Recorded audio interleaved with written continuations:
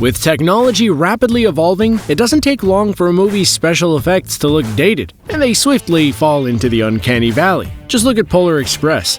But some movies have managed to pull off spectacular, almost flawless practical effects that after years and sometimes decades still hold up.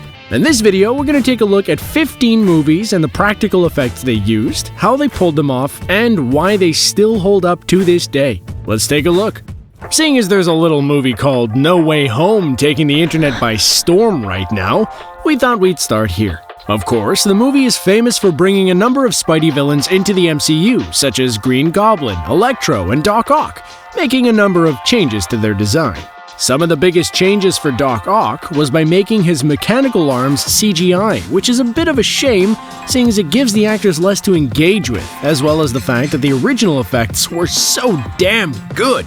To pull off the tentacles in Spider-Man 2, the production team predominantly went through puppetry, with 4 operators each controlling a different arm. These movements were rehearsed with actor Alfred Molina to make it look like they were in sync with his mind and body. While CG was used for some of the bigger scenes, Molina being in sync with the puppetry made for a compelling performance, and it was easy to believe that he was indeed controlling the tentacles in scenes.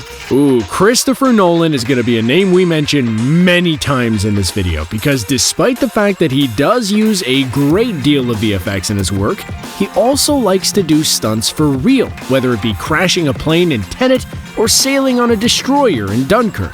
But probably one of the best effects he pulled off in one of his movies is the rotating hallway in Inception.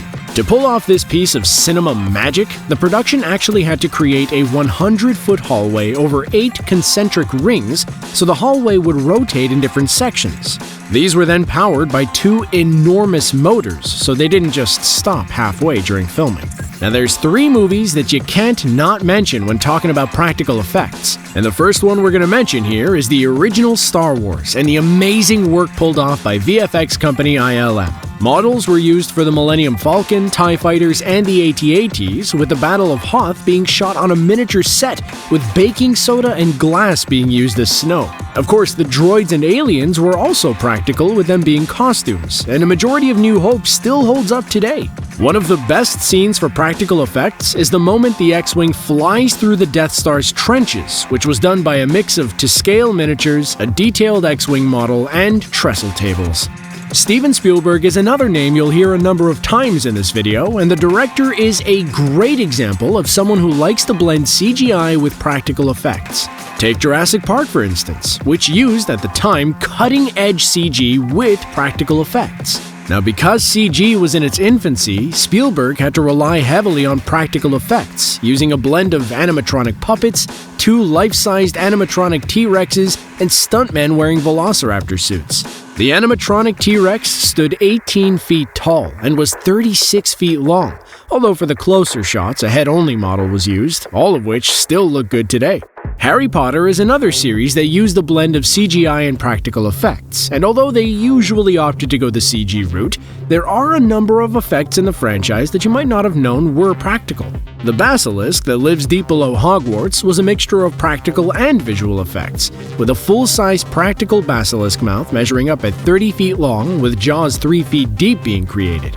Buckbeak and Aragog were also a mix of CG and practical effects, with an animatronic model of Aragog with a leg span of 18 feet being created. Each of Aragog's hairs was individually inserted by hand using a special needle, with the material being a mix of broom bristles, the center of a feather, and pieces of a coconut. It would take over 15 people to operate the model, 4 of which would be behind the scenes acting as puppeteers for the back 4 legs. The stunts and effects in Mad Max Fury Road may be so wild that they look like they were done in a computer, but other than touch-ups, the movie hardly used any CGI, and most of the stunts were done for real. In fact, the movie's director, George Miller, claimed that around 90% of the effects in the movie were practical. Over 150 functioning vehicles were created for the movie, most of which were blown up for real, with nitro cannons being used to blow the vehicles up in the air. Some of the water flowing through the pipes was practical, with there even being a practical rain machine used on set. The refinery's explosion during the final chase was also practical, with that being a real explosion, before the other cars were then added into the shot in post. Practical effects were even used for things like Furiosa's arm, with Theron wearing a prosthetic and a green sleeve during the shoot, which the visual effects team then painted out. Back to Nolan now. Bane's plane escape in The Dark Knight Rises is one of the most impressive effects on film, and what makes the scene even more impressive is that it was all done for real. The sequence was shot over Scotland, with certified skydivers pulling off the sequence on the back of a real-life dangling fuselage. The whole sequence is another example of Nolan being a creative genius. It's crazy to think that Terminator 2 holds up better than a number of other movies in the franchise, and because the movie is so visually rich, it remains easily one of the best, if not the best, in the series. While CG was used for some sequences, a lot of practical effects were used as well, with one of the most notable being the moment that Sarah Connor digs around inside Arnie's head for clues. To pull off this scene, the crew used a mix of practical effects alongside a window with separate actors that acts as a mirror that Arnold Schwarzenegger faces. Back to Nolan once again. For his movie Interstellar, the director wanted to use a great level of practical effects and miniatures as an ode to another movie on this list, but more on that later. A number of the spacecraft were models and miniatures that were moved around on a crane to make them look like they were moving through space. Another example of practical effects in the movie was the Tesseract sequence, with an enormous and elaborate Tesseract set being constructed while Matthew McConaughey was suspended from the ceiling. The second movie that is impossible to ignore when it comes to talking about practical effects is John Carpenter's The Thing, with his stunning use of practical effects still looking amazing and disturbing to this day, in particular the Thing itself. Apparently, almost 10% of the movie's budget went on the creature's effects alone, with a mix of rubber, food products, mechanical parts, and chemicals being used to create the morphing creature, such as the human head on spider legs, which is so darn creepy, yet so darn cool at the same time. Ridley Scott's Blade Runner is another great example of practical effects being used to create a living, breathing, fleshed-out world, and the visuals still look stunning. A massive amount of miniatures and models were used to create the dystopian version of Los Angeles, with a crazy amount of attention to detail going into each and every model. For the Hades landscape shot at the beginning of the movie, a myriad of fiber optic strands, which measured around 7 miles worth, were added underneath the tables holding the silhouettes and other model pieces. To replicate the feel of Blade Runner, 2049 director Denis Villeneuve also used miniatures and models for the LAPD headquarters, the building Trash Mesa, and the massive Wallace Tower, which was built at 1/600th scale, as the real-life building would have stood at 3.5 kilometers tall. Now, the third movie that is impossible to ignore, and the one that Nolan paid tribute to in Interstellar, is, of course, Stanley Kubrick's masterpiece, 2001: A Space Odyssey.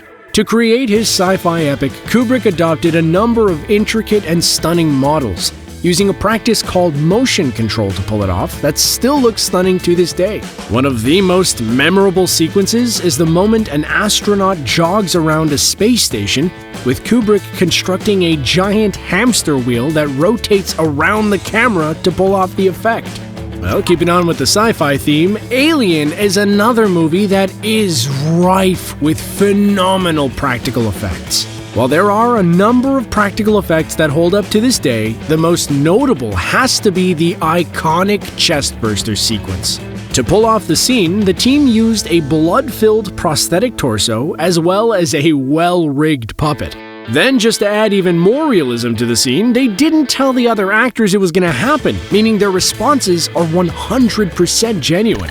Back to Spielberg now, but still keeping on with sci-fi, the mothership in Close Encounters of the Third Kind was also done via practical effects. The ship was created with the use of model train parts and other kits, with rotating colored lights underneath added to its effects. The miniature was also shot from certain angles and with different lighting tricks to make it look bigger than it was. It's also worth mentioning that the White House scene in Independence Day was also practical, with a scale model of the White House being blown up to pull off the effect. Keeping on with Spielberg, but sadly moving away from sci-fi, Jaws is not only the movie behind the term summer blockbuster, but also one of the best examples of practical effects. To create the shark, 3 animatronic 25-foot models were made out of fiberglass with wooden teeth, with all of them collectively being named Bruce. Although the models had a penchant for malfunctioning, it's hard to say that they were not impressive. And finally, since it's been 20 years since Fellowship came out, we have to give a nod to the Lord of the Rings team and the miniature models, or bigatures as they called them, that they made to create Helm's Deep, Minas Tirith, and Fangorn Forest to name a few, all of which still hold up to this day.